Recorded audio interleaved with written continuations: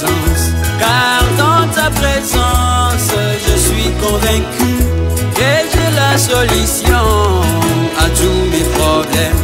Je m'incline devant ta face pour implorer ta sainte présence. Car dans ta présence, je suis convaincu que j'ai la solution à tous mes problèmes.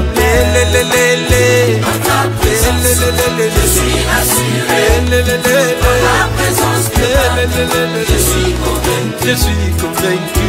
Dans ta présence, j'ai la solution à tous mes problèmes. Quel que soit leur niveau, dans ta présence, je suis assuré. Dans ta présence, je suis convaincu. Je suis convaincu. Dans ta présence, j'ai la solution à tous mes problèmes, quel que soit leur niveau.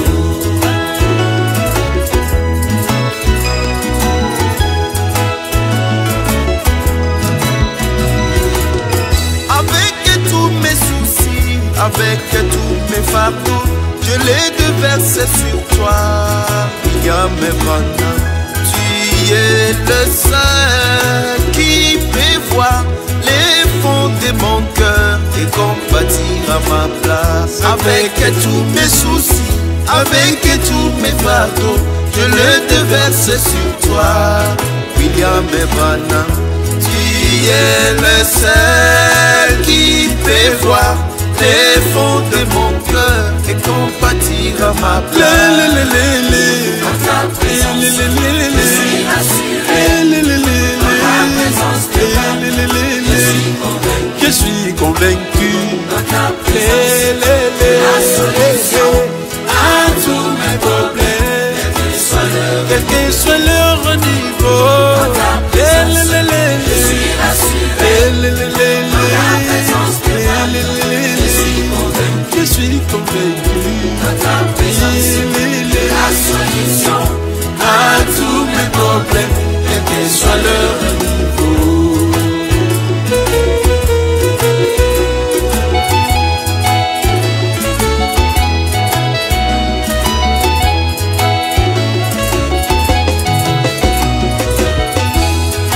Amène-moi dans ta présence, afin de contempler ta grandeur et Seigneur. Réponds-moi, William Evana, car mon esprit est épuisé. Je me réfugie dans ta sainte présence. J'utilise ta voix, je laisse tout entre tes mains.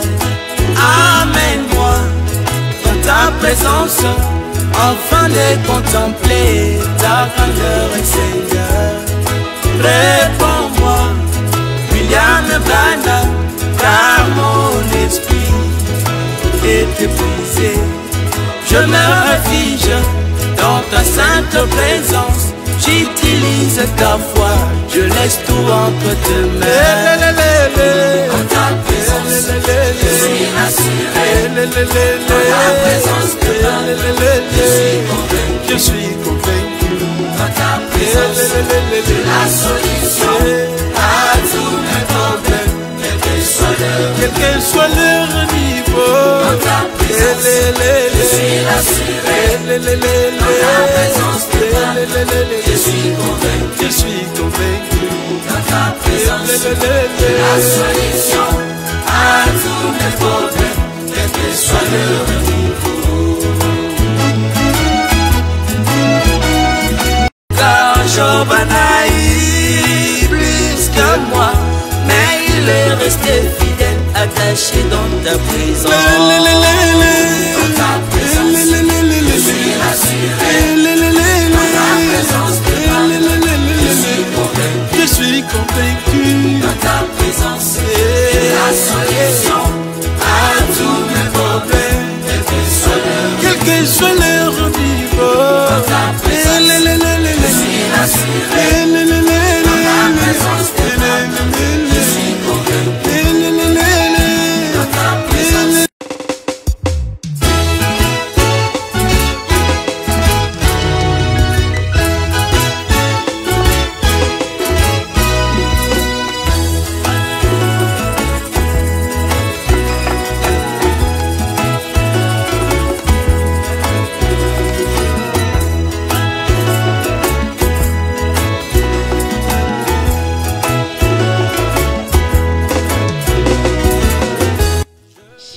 Shalom, les enfants de Malachie 4, peuple de Dieu à travers le monde.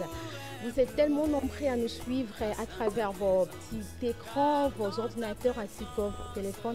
C'est un grand plaisir pour vous, c'est un grand plaisir pour nous de vous retrouver encore une fois de plus sur ces plateaux. Et comme à la coutume, RAT vous apporte le sujet vif, le sujet important, le sujet attrayant, le sujet qui édifie. Aujourd'hui, nous avons choisi un sujet qui met un peu de désordre, de troubles entre le pasteur eux-mêmes des croyants, qui est l'abolition des cultes du dimanche. Et sur ce plateau, je ne serai pas seule. Je suis avec mon confrère Samuel. C'est avec lui que nous allons échanger avec le pasteur. Et comme invité, nous avons choisi le pasteur Benjamin Nassinimi, le pasteur de l'Issala, Branham Église de l'Issala, dans la province de Mongala. Pasteur Benjamin, bonjour. Bonjour ma soeur, bonjour à tous ceux qui nous suivent à travers le monde. Vous allez bien? Je vais bien, merci. Meilleur vers vous. Merci, meilleur vers vous aussi. Pasteur Benjamin, est-ce que vous pouvez nous dire c'est quoi le jour du Seigneur? Oui, merci beaucoup. Avant que je ne réponde à cette question, je voulais rectifier mon nom. Je suis le pasteur Benjamin Branham Nassemani.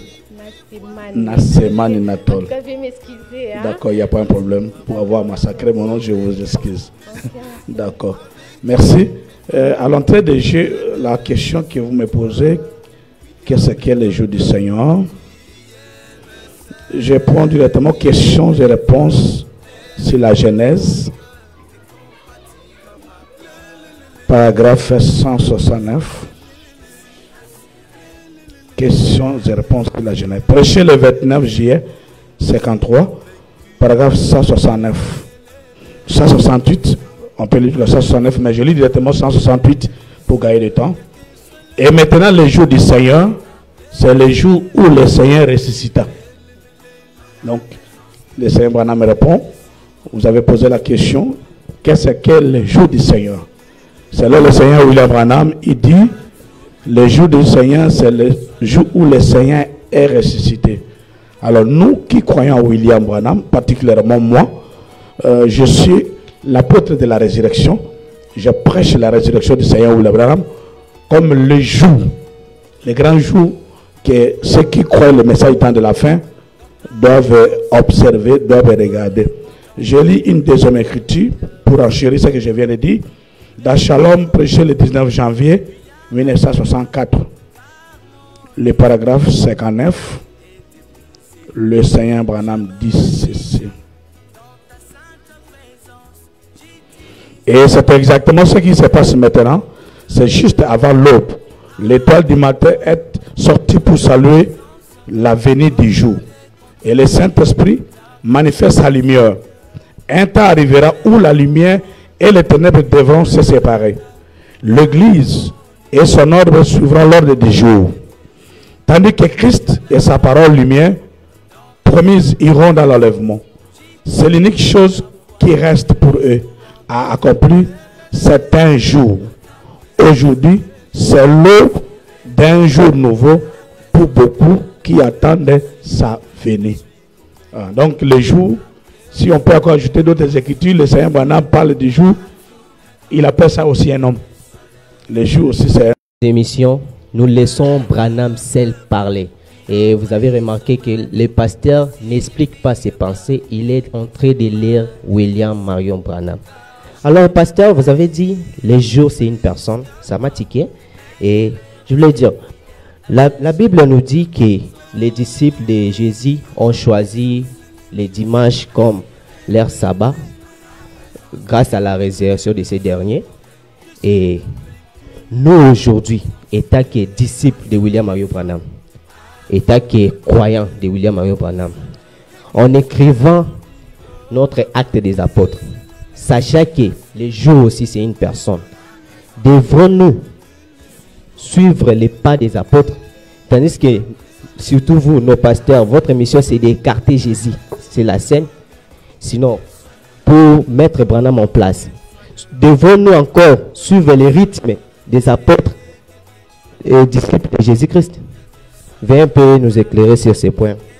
Oui, merci pour cette bonne question et une question très pertinente. Oui, vous savez, je vais lire ça. William Branham dit que Dieu fait les choses par toi. Au temps de Moïse, qui était le premier exode, il a donné un jour au peuple de Dieu pour qu'il observe cela. Et Moïse est parti, les disciples de Jésus sont venus avec leur maître Jésus. Quand Jésus aussi est venu, il est parti. Après son départ, ses disciples, parce que nous devons retenir que ce ne sont pas les leaders ou les testateurs ou les conducteurs des exodes qui changent le jour. Ce sont des disciples de ce testateur-là. Moïse avait aussi des gens qui les prêchaient. Quand il est parti, on peut lire ça dans Actes chapitre 15, verset 21. On les prêchait dans les synagogues chaque sabbat. C'est ça que la Bible dit. On prêchait Moïse. Et quand Jésus est venu, il a trouvé un groupe de gens qui continuaient à prêcher Moïse. Et il a commencé à fouler un peu aux pieds les jours de Moïse qui étaient les sabbats. Un jour naturel aussi, bien que du côté spirituel, Moïse était le sabbat pour Israël. Mais n'empêche que Moïse, qui était Dieu pour Israël, selon Exode chapitre 7, verset 1er, a institué un jour de cérémonie, de rites spirituels. C'est comme ça que les Juifs, naturellement, ils allaient dans les différentes synagogues pour observer, faire des cérémonies, prier, louer Dieu toute la journée. C'était un jour. Un jour naturel comme aujourd'hui. C'était un jour naturel. Alors, quand Jésus est venu, il était le véritable Moïse. Il est mort. Quand il est ressuscité, les disciples de Jésus ont compris que le système Moïse doit disparaître. Ils doivent introduire un autre système parce qu'ils ont réussi un autre système. C'est pour ça que William Branham dit, chaque fois qu'un nouveau système vient, il abolit le système précédent. C'est comme ça que les disciples de Jésus ont introduit le jour de dimanche, que nous y arriverons bientôt. Mais par rapport à la question, je prends d'abord la vision de Patmos, prêché le 4 décembre 1960, paragraphe 113. Branham dit ceci. Remarquez les jours du sabbat. Dieu fit la terre en 6 jours, et le 7e jour, il entra dans les repos, et ne retourna plus jamais créer un autre monde. Il donna ensuite à son peuple comme un mémorial. En effet, maintenant, vous ne pourriez pas les garder, car pendant que vous gardez le sabbat ici, si l'autre face de la terre, à ce moment-là, c'est encore le dimanche. Voyez-vous, cela montre donc que c'était pour un peuple, pour un lieu et pour une époque, pour Israël. Donc, Dieu a donné un jour, un sabbat, un jour naturel, qui ne concernait que le peuple d'Israël. Nous, nations, n'étions pas concernés.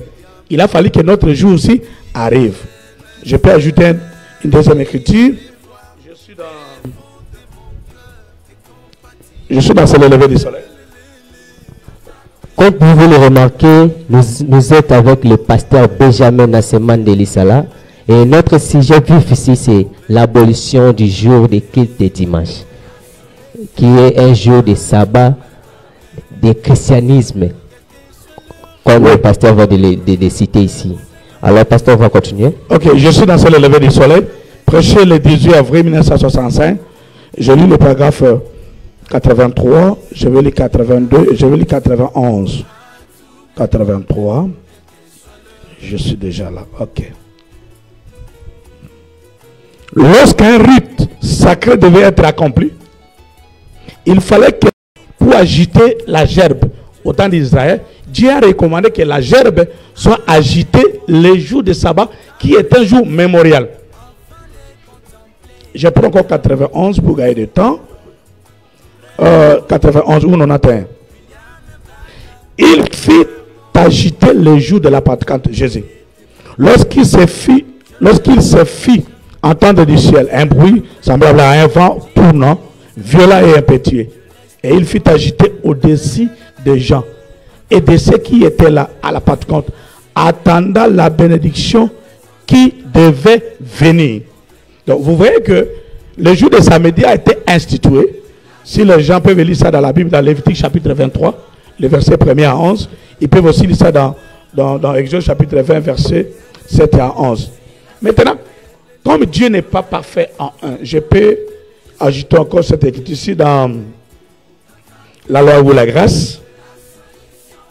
Ouais, comme vous Vous êtes en train de suivre, le pasteur il n'est pas en train de donner sa pensée. Le pasteur est en train de nous présenter la bouche autorisée qui est William Marion Branham, et à vous de tirer votre propre conclusion sur l'abolition des cultes des dimanches. Alors pasteur, continue.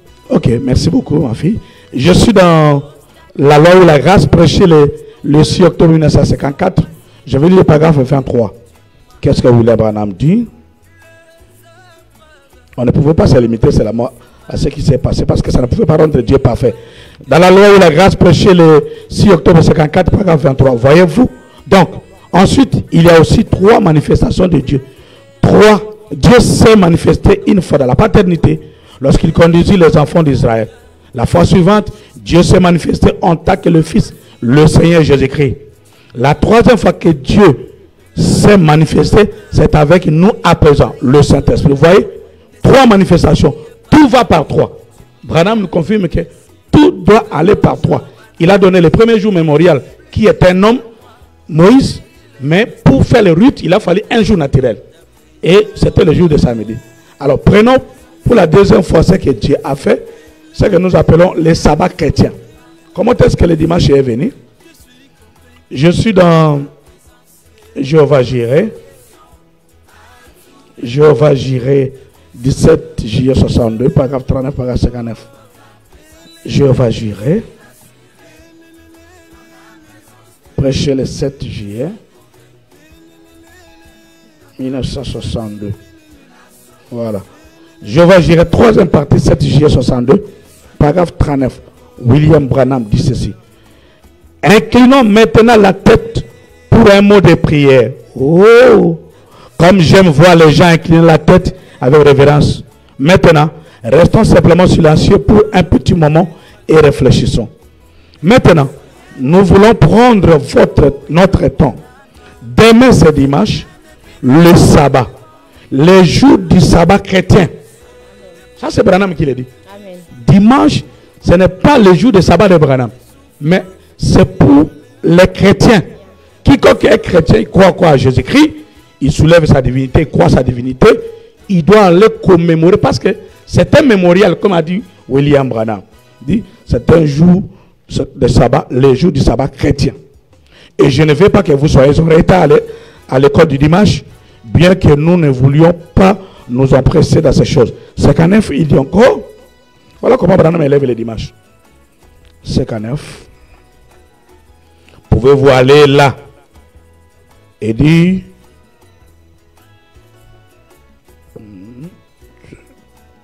56, excusez-moi, 56. Il dit ceci, je vais lire juste la partie essentielle. Il dit, et vous qui désirez les photos, le livre ou les bandes, il vous faut vous en procurer ce soir. Il n'y a pas de vente le dimanche. Nous ne permettons jamais que ça soit vendu. Nous respectons le dimanche. Nous ne vendons pas du tout le dimanche. Et ces livres et autres ne représentent rien pour moi. Ce sont des livres que les gens ont écrits sur mon ministère. Donc, Branham, dans la 2e dispensation, il dit que le dimanche, c'est le sabbat chrétien. Ce qui a coûté même sa vie, c'est parce qu'à un moment donné, il a commencé à fouler au pied les sabbats, qui était le samedi, le jour sacré, le jour mémorial pour les juifs. Il a commencé à fouler ça au pied. C'est comme ça que ça a révolté les juifs. Ils ont dit, ces messieurs ne respectent pas Moïse. Ils ne respectent même pas le jour sacré que l'Éternel a institué. On a cherché à les tuer pour la première raison, parce qu'ils violaient les sabbats. Et la deuxième raison, ils se faisaient égal à Dieu. Ce sont les 2 raisons là principales qui ont amené les Juifs à arrêter Jésus pour les tuer. Maintenant, quand Jésus est mort, ce n'est pas Jésus qui a changé. Parce que lui, quand il est venu, il est né dans le système. Il a trouvé un système antérieur qui était devant lui. Il a commencé aussi à aller à l'église le jour des sabbats. Il priait pendant qu'il chantait avec eux. Et les Juifs qui conservaient l'ancien système Moïse, ils étaient en train d'adorer le nouveau sabbat sans le savoir que c'était Jésus. Maintenant, quand Jésus est mort, c'est comme ça que ses disciples, parce que moi j'avais dit en amont ici que ce n'est pas le leader qui change le jour, ce sont les disciples qui changent. Maintenant, prenons William Branham dans question-réponse si la Genèse. Est-ce que le jour de dimanche là, c'est un jour venu de Dieu ou c'est venu des hommes comme nous? Question et réponse. sur la Genèse. Nous sommes en train de défiler, de continuer, de faire le voyage avec le pasteur concernant ce sujet, donc l'abolition totale de culte des dimanches. C'est chaud alors. Ok. Je suis maintenant au paragraphe 133. On va lire ça jusqu'à vers les bas. 133. Or, prêcher le 29 juillet 53, paragraphe 133, 134, 135, 136. Or, Dieu a sanctifié le septième jour. Les 6 jours, c'était ceux de l'homme. Le septième jour, c'était le jour du repos de Dieu, qui était un type du millénium. Bon, maintenant, ceci, remarquez comme ça cadre bien. Bon, quand Jésus est venu sur terre, c'est pourquoi on a crucifié Jésus. C'est parce qu'il n'observait pas les jours du sabbat. Les 2 seules accusations qu'on a portées contre Jésus, c'est qu'il avait violé les jours du sabbat et qu'il se faisait Dieu. Et il a déclaré qu'il était maître du sabbat. Il était aussi le sabbat de Dieu et il était Dieu. Il ne pouvait donc pas l'accuser d'aucune manière. Maintenant, 134. Question réponse sur la Genèse. Branham dit: maintenant, si vous me permettez, je vais résoudre cette question pour vous. Vous montrer quel jour nous devons observer. Or, y a-t-il un passage de l'Écriture? Je vais poser cette question pour vous aider.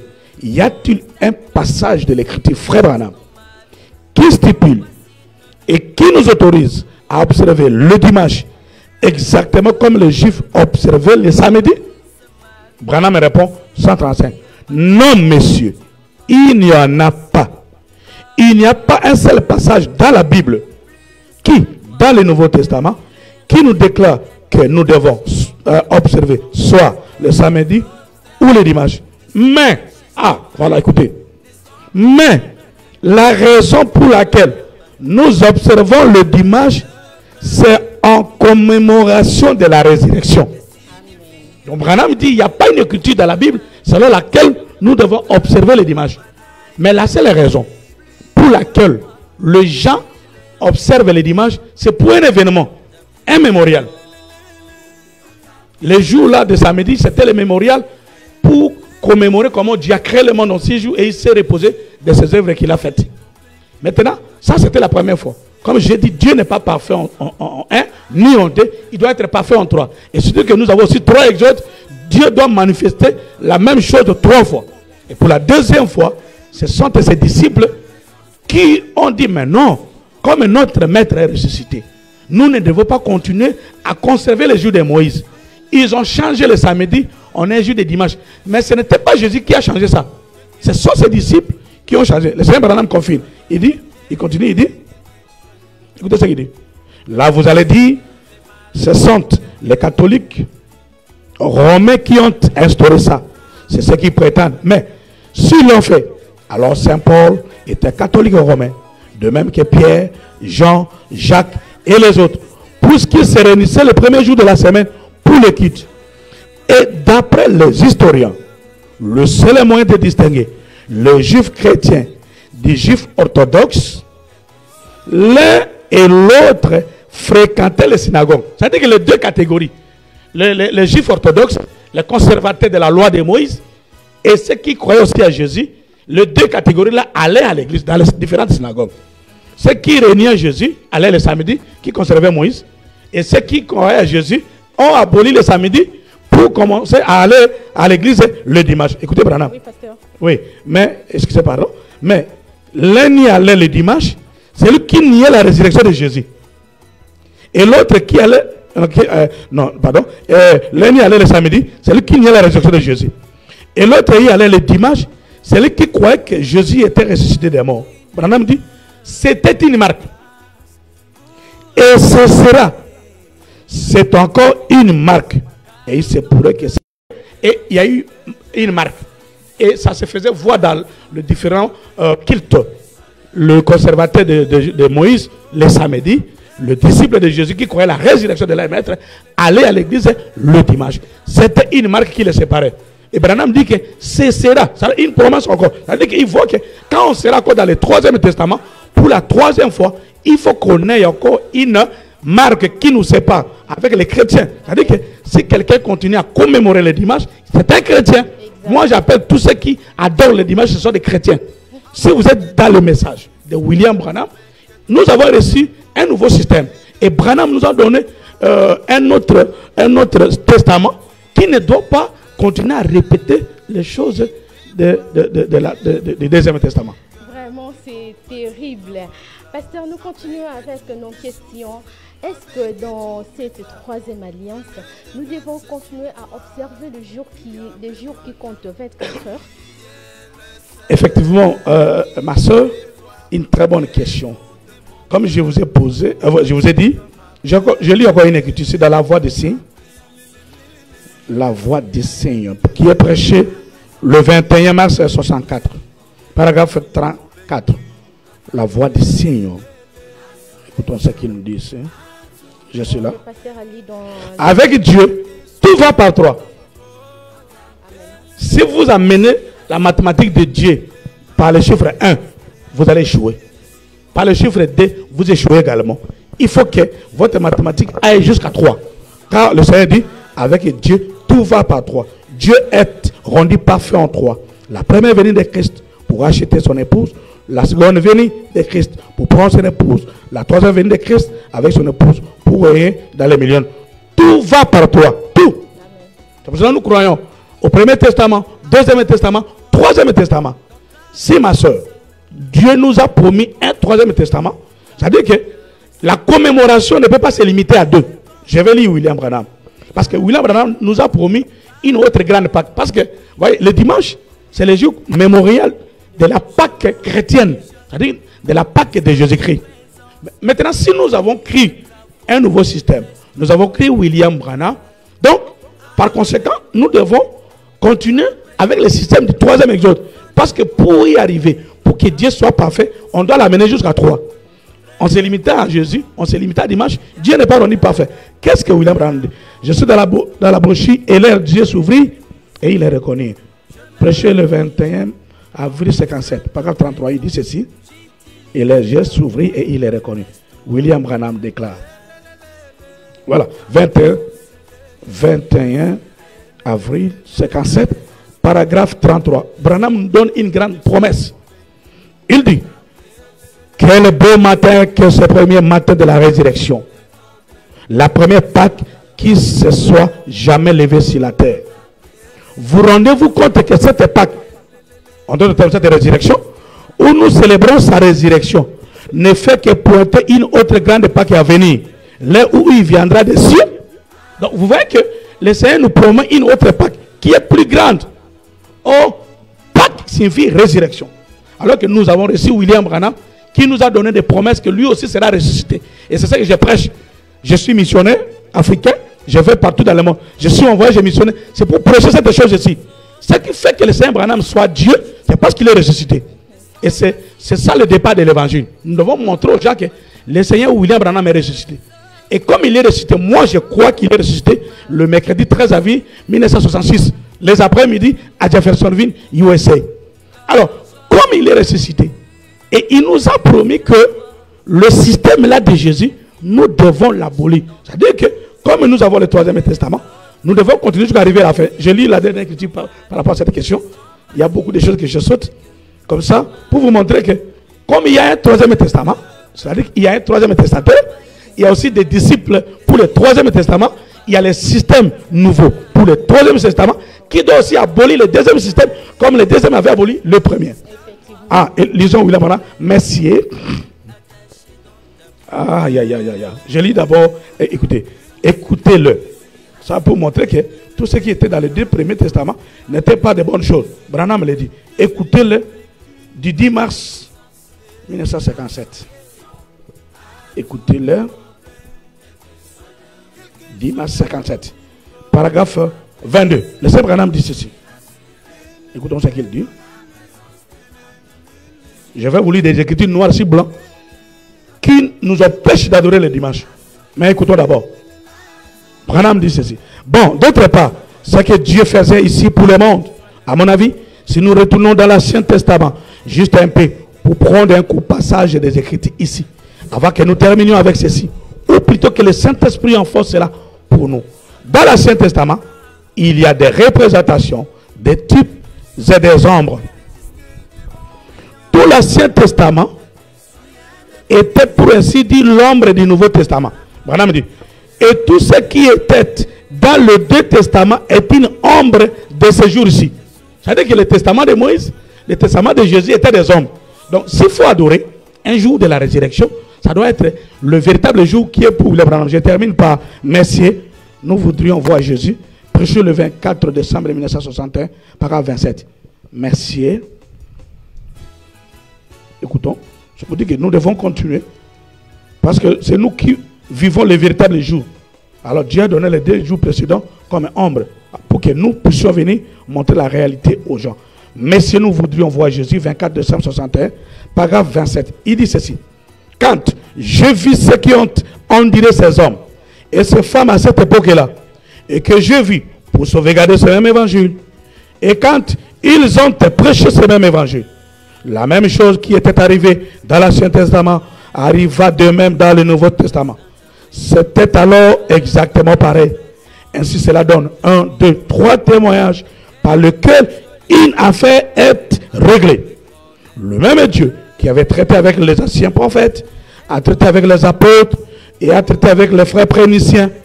Et les voici aujourd'hui traitant de la même manière avec son peuple par le même miracle, le même prodige, le même évangile, la même puissance, le même Dieu, tout par ces 3 pour nous témoigner que c'est la vérité. C'est la vérité. Dieu nous donne cela en 3 testaments.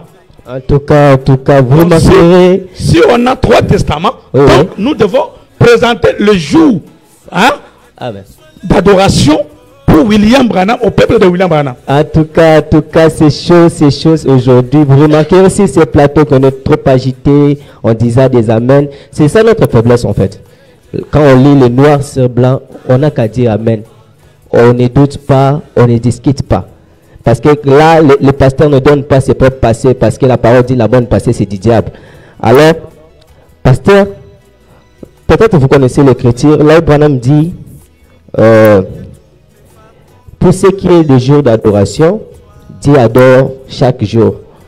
Et à cela, pasteur, j'aimerais un peu savoir, nous, étant que croyants, nous devons suivre les pas de notre Seigneur. Pourquoi abolissez-vous les jours de dimanche? Est-ce que nous recevons la marque de la bête, nous qui adorons les dimanches? Est-ce que, n'est-ce pas que Branham a donné le monopole à une église locale de choisir lui-même ses jours d'adoration? Là, vous allez essayer de nous éclairer sur ces points. En quelques mots, vu que nous coulons derrière l'air, vous voyez un peu.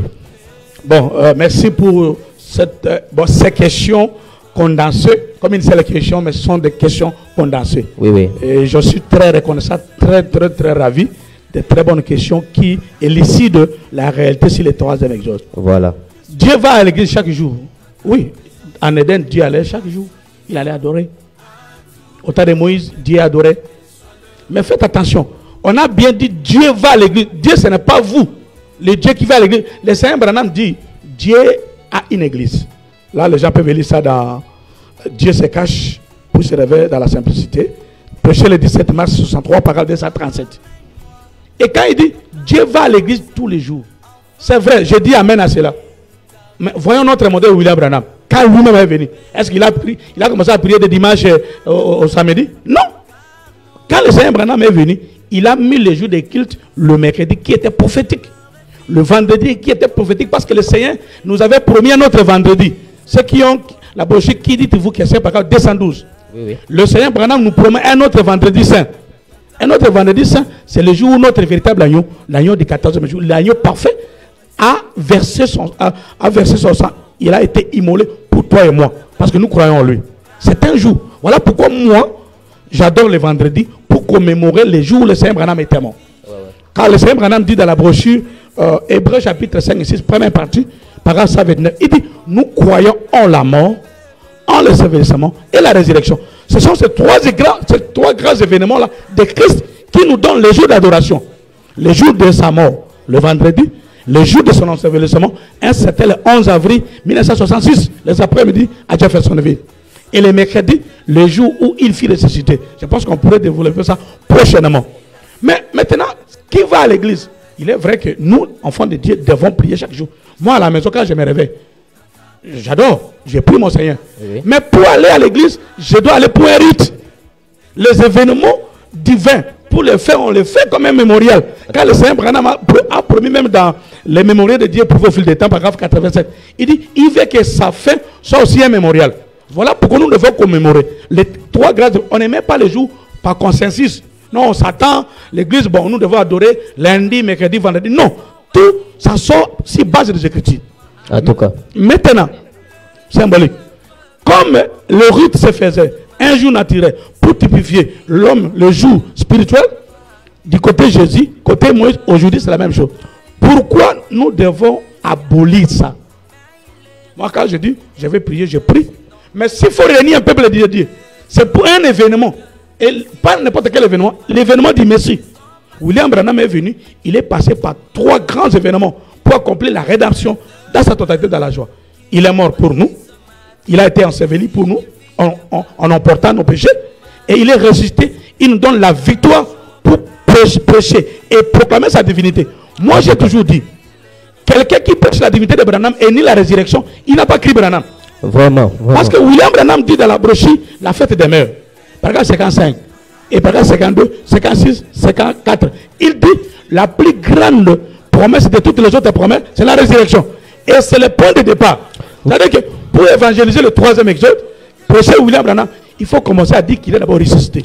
Vous remarquez que le pasteur est en train juste de donner les Écritures. Vous devez écrire, vous allez lire parce que nous courons derrière l'air. Oui. Pasteur, voilà. J'arrive là. Vous chiterez directement pour dire le dimanche. Oui. Voilà, quand nous adorons le dimanche. Je vais donner des Écritures phares. Ouais. Celui qui refuse ça, c'est son problème. D'accord. On y va. Maintenant, oh là là, le temps. J'ai beaucoup de choses à... Je suis dans les œuvres sont l'expression de la foi. Oui. Prêché le 26 novembre 65. Les œuvres sont l'expression de la foi. Là, le pasteur serait même de lire une seule écriture et les autres vont juste vous dicter et puis vous allez écrire pour relire. Si vous autorisez même des grandes... Juste que nous courons derrière l'air. Bon, je lis d'abord la première. Oui. Bon, vu le temps, je lis d'abord... Oh là là. Il y a des choses, mais le temps... Ici, c'est Branham. Je suis dans la communion par la rédemption. Oui. Là, c'est tic au tac. La communion par la rédemption. La communion par la rédemption. Écoutons William Branham. Ça ne demande pas une tergiversation. Ça ne demande même pas d'hésitation. La communion par la rédemption, ça c'est un coup, une flamme. La communion par la rédemption, je suis là. Prêché le 3 avril 1955. Ceux qui ont la version électronique, paragraphe 180. Ceux qui ont la version papier, paragraphe 50. Écoutons William Branham. Ce qu'il dit. 180. Il dit ceci. Voilà, je suis là. Laissez tomber votre adoration formaliste et entrez une fois en communion avec lui. Arrêtez ces histoires d'aller à l'église le dimanche. Ça, c'est noir sur blanc. En tout cas. Branham qui dit arrêtez. Arrêtez. J'aimerais que vous lisiez avec moi. Oh. Lisez, 180. Pour que ça ne soit pas que les pasteurs agitent des piments. Vous savez que nous sommes vraiment chauds ici. Le pasteur était en train de lire la communion par la rédemption. Oui. Il m'a permis de lire cela. Oui. Paragraphe 180. Ok. Laissez tomber votre adoration formaliste et entrez une fois en communion avec lui. Amen. Arrêtez ces histoires d'aller à l'église les dimanches. Amen. Et de faire une petite prière chaque soir avant d'aller au lit. Amen. Continue. Et sortez réellement et entrez en communion. Oh là là. Vous vous atterrez de faire la vaisselle pour revenir communier de nouveau, lire la parole, c'est important. Parler avec lui. Donc, quand le Seigneur, le maître dit arrêtez, ce n'est pas le contraire. Quand vous voyez dans la bataille, quand le commandant en chef dit arrêtez de jouer, arrêtez de tirer, vous n'allez pas faire le contraire. Donc arrêtez, c'est arrêter. Et le Seigneur Branham dit dans Démonologie, domaine religieux, paragraphe 214, 212, 214, il dit les démons vont à l'église les dimanches. Et ils sont très religieux. En tout cas, c'est un réel plaisir dans ce plateau. Nous avons reçu un grand homme de Dieu, le pasteur Benjamin Nassimane. Pour vous qui êtes venus peut-être en retard, vous n'avez pas suivi le sujet, c'était l'abolition du jour de culte de dimanche. Et le pasteur a parlé, il a lu noir sur blanc, là où Branham dit arrêtez d'aller à l'église les dimanches. Vous qui adorez le dimanche, c'est les Écritures, vous recevez la marque de la bête. Amen. Alors, alléluia, le pasteur l'a décrit, c'est la parole. Nous, on n'a qu'à dire amen. Si vous trouvez que vous avez un son contraire par rapport à ce qu'a dit le pasteur, vous n'avez qu'à nous contacter. Ratez-la pour vous. Vous n'avez qu'à nous contacter. On sera là. Vous allez lire le prophète. Vous allez lire comme le pasteur vient de lire. Alors, là, nous allons projeter. Nous étions aussi dans ce plateau. Celui qui vous parle, c'est le frère Samuel Odema. Rat vous remercie beaucoup pour votre présence. Il vous remercie beaucoup pour votre appui. Et l'homme de Dieu va chuter par là. Il était avec nous. C'est un grand pasteur qui vient tout droit de l'Issala. Il est le pasteur de la Branham Église de l'Issala. Il est maintenant ici à Kinshasa et en direct avec Rat Émission. Sur ce plateau, je l'avais partagé avec ma consoeur Eliange. Et pour ce, nous disons que les Très-Hauts vous bénissent richement. Afin de contempler ta grandeur et Seigneur, répands-moi, William Branham, car mon esprit est épuisé. Je me réfugie dans ta sainte présence, j'utilise ta voix, je laisse tout entre tes mains.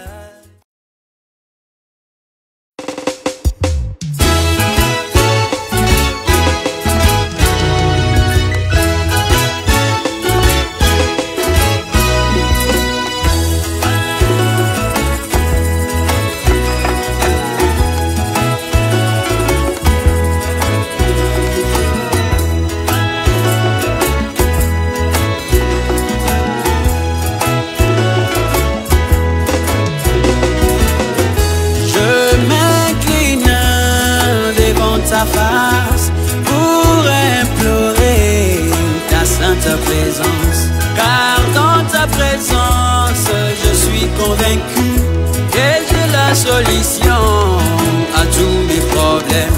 Je m'incline devant ta face pour implorer ta sainte présence, car dans ta présence je suis convaincu la solution à tous mes problèmes. Dans ta présence, je suis rassuré. Dans ta présence, je suis convaincu. Je suis convaincu. Dans ta présence, j'ai la solution à tous mes problèmes. Quel que soit leur niveau. Dans ta présence, je suis rassuré. Dans ta présence, je suis convaincu. Dans ta présence, j'ai la solution à tous mes problèmes, quel que soit leur niveau.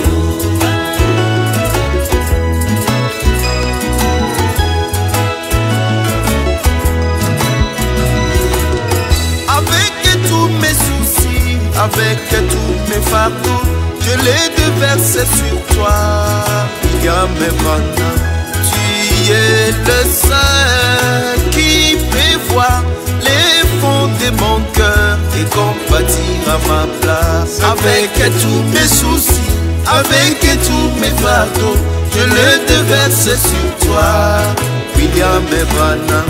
Tu es le seul qui peut voir les fonds de mon cœur et compatir à ma place. Dans ta présence, je suis rassuré. Dans ta présence, je suis convaincu. Dans ta présence, la solution à tous mes problèmes, quel que soit leur niveau. Dans ta présence, je suis rassuré. Dans ta présence, je suis convaincu. Dans ta présence, la solution à tous mes problèmes, quel que soit leur niveau.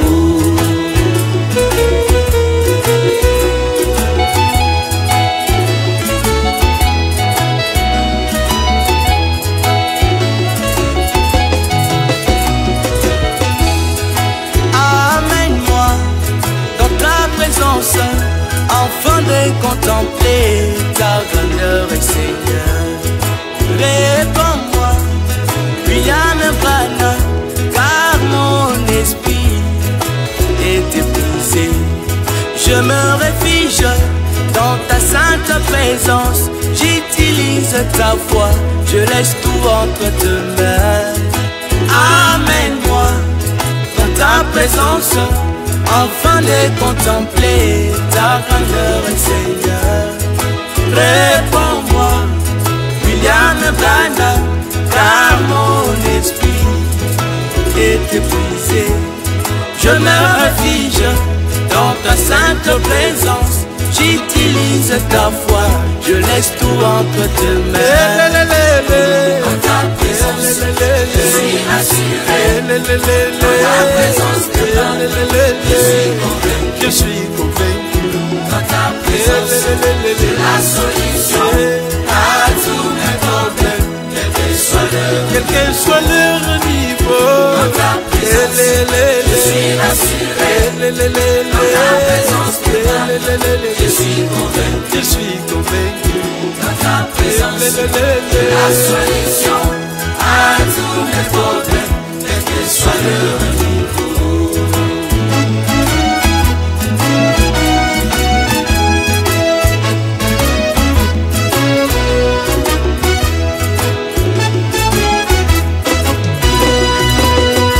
Les obstacles qui surgissent dans ma vie ne sont pas synonymes que tu m'as abandonné. Les épreuves qui envahissent ma vie ne signifient pas que tu m'as délaissé. Car Job en a eu plus qu'à moi, mais il est resté fidèle, attaché dans ta présence. Les obstacles qui surgissent dans ma vie ne sont pas synonymes que tu m'as abandonné. Les épreuves qui envahissent ma vie ne signifient pas que tu m'as délaissé. Car Job en a eu plus que moi, mais il est resté fidèle, attaché dans ta présence.